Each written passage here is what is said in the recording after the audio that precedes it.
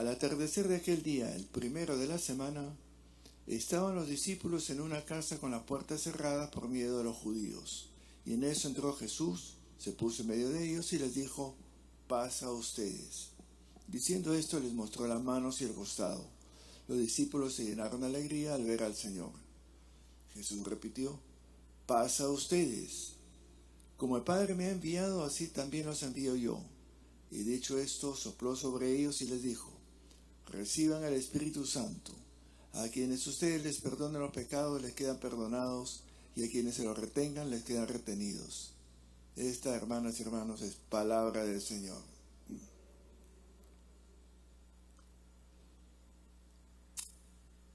Pentecostés, palabra griega que significa en castellano quincuagésimo, o decimos popularmente 50avo, 50 días después de la Pascua. Los judíos celebran aún hoy Pentecostés. Es para ellos la fiesta del don de la ley. Y en el relato de Hechos de los Apóstoles nos presentan Pentecostés como un cuadro pintado, porque no es un reportaje periodístico ni una filmación. Un cuadro pintado en el que el Espíritu es dado el día de Pentecostés y todo cambia. Con lo que quiere decir que la antigua alianza de Dios con la humanidad se basaba en el don de la ley. Pentecostés, el día que celebra el judaísmo, el don de la ley a Moisés, que es el elemento, el factor aglutinante y fundamental para el judaísmo, para cualquiera que tenga amigos lo sabe. La Torá es fundamental. Al poner en el 50º día esa fiesta de la ley, la fiesta del don del Espíritu, está dándonos a entender que para nosotros, seguidores de Jesús, ya no es la ley el elemento identificatorio, el elemento aglutinante del cristianismo, si ahora lo es el Espíritu. El Espíritu es el mismo Espíritu que movía a Jesús de Nazaret, que nos es transmitido a nosotros para continuar ese proyecto que Jesús había asumido como su misión. Por tanto, el primer elemento que nos da a entender es que hay un cambio. El cristianismo ya no es una religión de la ley, no quiere decir que no haya, sino de la fe, de la vivencia. Es un camino a seguir, no por obediencias a mandatos, normas, preceptos o ritos, sino un estilo de vida, una manera de vivir movida por el Espíritu Santo, el Espíritu de Dios, el mismísimo que movía a Jesús de Nazaret, que por eso en el Evangelio nos presenta a Jesús otro cuadro distinto que el de Hechos de los Apóstoles. El de Hechos nos es conocido, están reunidos, y hay un vendaval, una lengüeta de fuego, y todos hablan la misma lengua, salen y predican. El Evangelio nos pinta otro Pentecostés, ese mismo espíritu, pero ¿qué es lo que quiere decirnos el Pentecostés juánico? Le repito el detalle que se nos escapa, que sin embargo es importante. Dice: al atardecer de aquel día, el primero de la semana,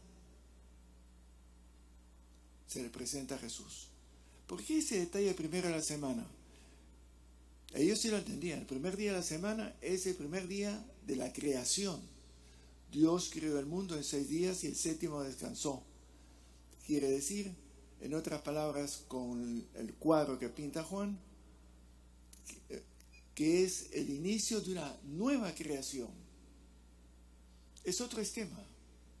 Ya no es si estamos unidos por la ley, si estamos unidos por el Espíritu, por el amor. Es una nueva creación.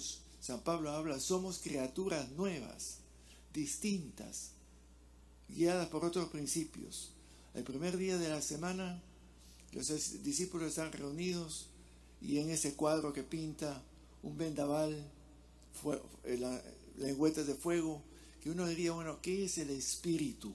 Es el Espíritu de Dios, no es la tercera persona de la Trinidad ni nada por el estilo. Es lo que la palabra, tanto hebrea como en griego, ruach o neuma, significa lo que en buen castellano moderno diríamos la fuerza vital, la energía, lo que mueve a. Y la recepción del Espíritu, por eso sopla sobre ellos, como hizo en el Génesis 1, sopló sobre el hombre y el hombre empezó a tener vida. Es el soplo de vida, la vitalidad. La vitalidad no es simplemente existencia. La vitalidad se da cuando hay crecimiento. Y crecimiento en armonía, en paz y en concordia. No puede haber crecimiento en un caos como sería una guerra, porque eso destruye. Por eso el Espíritu de Dios se distingue de otros espíritus. Tanto se reclama que debe ser poseedor del Espíritu de Dios. ¿Cuál es el Espíritu de Dios? ¿Cómo lo distingo? Los textos de hoy día nos dan unas claves. Una, el Espíritu de Dios unifica. Todos hablan la misma lengua, todos los escuchan, eran uno. El relato de la Torre de Babel, recordarán que la unidad humana se dispersa, se separa a través de la diversidad de lenguas, y eso hace imposible la convivencia porque no se entienden el uno con el otro. Al decir todos hablaban y entendían, cada uno en su lengua, pero todos entendían lo mismísimo. Un solo mensaje, una sola propuesta, un solo camino, como dice San Pablo en el texto de hoy día de Corintios. Un solo espíritu, una sola fe, un solo bautismo, un solo Señor, con muchos ministerios, muchas funciones, pero un solo cuerpo. El Espíritu de Dios unifica, rasgo number one, que distingue de muchos espíritus, que venga el Señor, y yo soy el dueño del Espíritu y estoy peleado o distanciado o opuesto al otro. Unifica, aúna, acoge. Rasgo número 2. Lo que dice Jesús cuando se aparece en el relato del Evangelio de Juan, la paz con ustedes. Y se lo repito una segunda, la paz esté con ustedes. El Espíritu de Dios se caracteriza por ser forjador de paz, de concordia, de armonía, unidad y paz. Tercer rasgo. En el Evangelio mismo tenemos a Jesús que les dice, después de soplarles su Espíritu, Él es el comunicador del mismo Espíritu que movía a Jesús, sopló sobre ellos y les dice, reciban el Espíritu Santo, a quienes ustedes perdonen, les quedan perdonados. Rasgo número 3, el perdón. ¿Por qué destaca el perdón? Porque el perdón es el que permite reconciliar, uniformar, acercar, incluir factores tan importantes en nuestra patria. Tenemos que hacer ese esfuerzo de unirnos en vez de separarnos y oponernos en estos días que lo estamos viendo tan claramente. Que podamos ser una nación, que podamos ser un pueblo, que podamos ser más cercanamente una familia. Por eso, perdonar es dar una nueva oportunidad. Opuesto a condenar está el perdonar. Te doy una nueva oportunidad, una nueva creación, un nuevo mundo. Pentecostés es entonces una invitación a pensar si estamos dispuestos a hacer un mundo distinto. O como dirá el Apocalipsis, cielos nuevos, tierra nueva.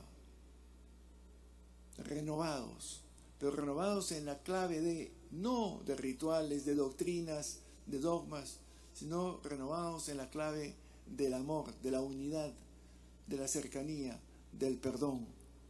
Pentecostés será para nosotros una realidad el día en que nosotros abramos nuestras mentes y corazones para salir de nuestro pequeño ego, de manera que podamos acoger a aquellos con quienes compartimos la vida, incluir a aquellos con quienes nos encontramos o necesitan nuestro apoyo, al menos una sonrisa, un levantar de los ánimos, que demos vida. Pentecostés, sinónimo de vida. Pentecostés, por tanto, es una fiesta que nos invita a continuar con el mismo espíritu, la misma vitalidad, la misma fuerza vital que movía a Jesús, que nos mueva a nosotros también y nos dé el coraje, la lucidez de ser nosotros artífices de paz, ser artífices de una nueva creación, ser artífices de concordia, ser artífices de inclusión, que nadie se sienta excluido, marginado o ciudadano de segunda clase. Por eso, hablar de Pentecostés es hablar de una nueva creación, un nuevo inicio. Y eso se da el día en que yo, tú, nosotros nos abramos y hagamos nuestro ese proyecto del que era el portador del Espíritu, Jesús de Nazaret, Recuerda la escena del bautismo, recibe el Espíritu mueve a Jesús, Jesús expira y ese mismo Espíritu es transmitido ahora por el mismo Jesús para que haya continuidad. Y el reto nuestro es, y para mí es siempre una interpelación, 2000 años, desde que vino Jesús con su proyecto y su propuesta de un mundo distinto, a mí me interpelan y digo, ¿dónde se nota la diferencia? ¿Hemos cambiado? ¿O térricamente seguimos en la antigua alianza? Cumplí con mi rito, hice mi ayuno, fui a misa, recé mi rosario, estuve al Santísimo. ¿Eso es todo? ¿O eso me impulsa a salir de mí? Como dice el Papa, ir a las periferias, salir de mí, una iglesia en salida hacia el encuentro con el otro, de modo que no haya distingos que nos separen, que nos opongan y nos enfrenten. Fiesta de la unidad y de la continuidad. Pidamos por eso en esta Eucaristía al Señor que nos ayude a ser nosotros artífices de esta unidad, bajando los muros que nos separan o nos oponen. Por tanto, el perdón es importantísimo. Por tanto, la acogida, la humildad, la sencillez, los rasgos de Jesús de Nazaret, que esos también sean los nuestros y que podamos así forjar en nuestro mundo un mundo más fraterno, un mundo donde todos somos uno, porque así vivimos en la clave de Jesús, que quiere que sigamos el camino hacia la felicidad, porque la felicidad es inseparable de la unidad, de la uniformidad.